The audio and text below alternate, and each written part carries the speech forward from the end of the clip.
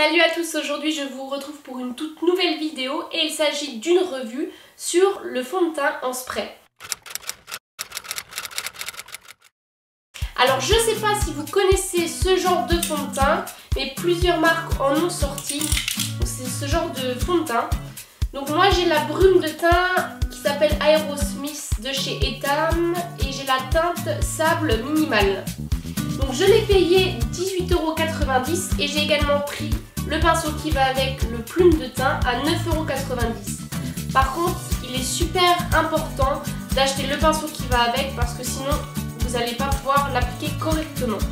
Allez, je vous retrouve tout de suite pour l'application.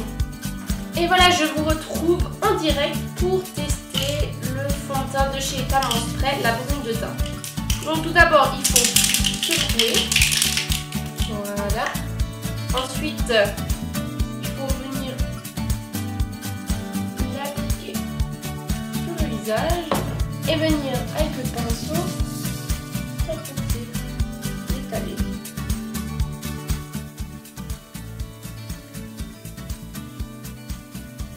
Bon, alors il s'étale très bien avec ce pinceau, moi j'aime beaucoup, ça fait un rendu très mat.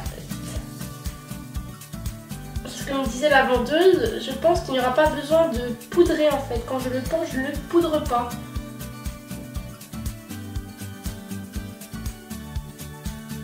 Il y a un rendu très naturel, très peau de...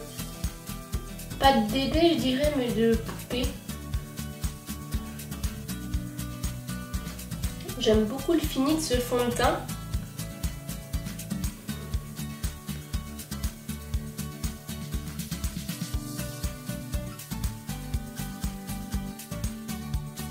Je ne sais pas si vous voyez, le côté droit est fait, le côté gauche pas du tout. Moi c'est un fond de teint que j'aime beaucoup.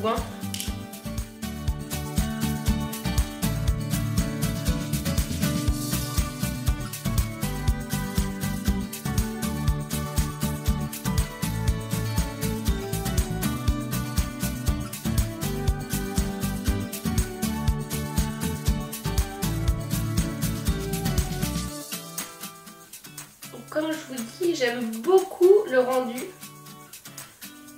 Ça floute les pores en fait. C'est ça que j'aime bien.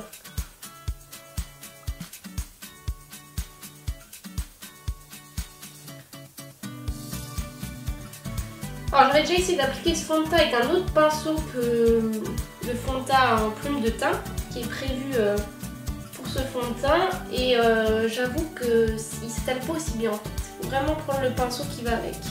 Donc voilà le résultat, une fois le fond de teint appliqué, je reviens tout de suite vers vous, je finis vite fait mon teint et je vous dis au final ce que j'en pense.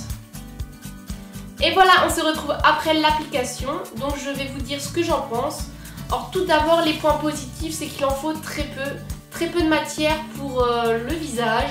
Il s'applique très bien en tout cas avec le pinceau, donc ça c'est un peu l'aspect négatif j'ai envie de dire, mais avec le pinceau il s'applique super bien. Je trouve le fini très bien, honnêtement j'ai l'impression d'avoir une peau de poupée. Honnêtement j'ai même pas besoin de poudrer, d'ailleurs je ne le fais jamais quand j'utilise ce fond de teint. Sinon un aspect négatif, j'ai envie de dire que c'est un fond de teint très léger, donc attention si vous avez des imperfections, soit mettez du correcteur avant, soit ce fond de teint n'est pas pour vous. Et ensuite, il n'est pas non plus adapté aux peaux très sèches parce qu'il marque vraiment toutes les imperfections et en plus, il est asséchant. Donc c'est un fond de teint que je recommande pour les peaux mixtes à grasse. Mais sinon, en général, honnêtement, j'aime beaucoup ce fond de teint. Ça fait plusieurs mois maintenant que je l'utilise. D'ailleurs, j'ai toujours le même tube. Et il dure très longtemps vu qu'on utilise très peu de matière. Et honnêtement, c'est vraiment un fond de teint que je peux vous recommander si vous avez une peau, comme je vous l'ai dit, mixte à grasse. Et voilà, j'ai fini avec cette petite revue. D'ailleurs, n'hésitez pas en commentaire à me dire si vous voulez que j'en fasse d'autres.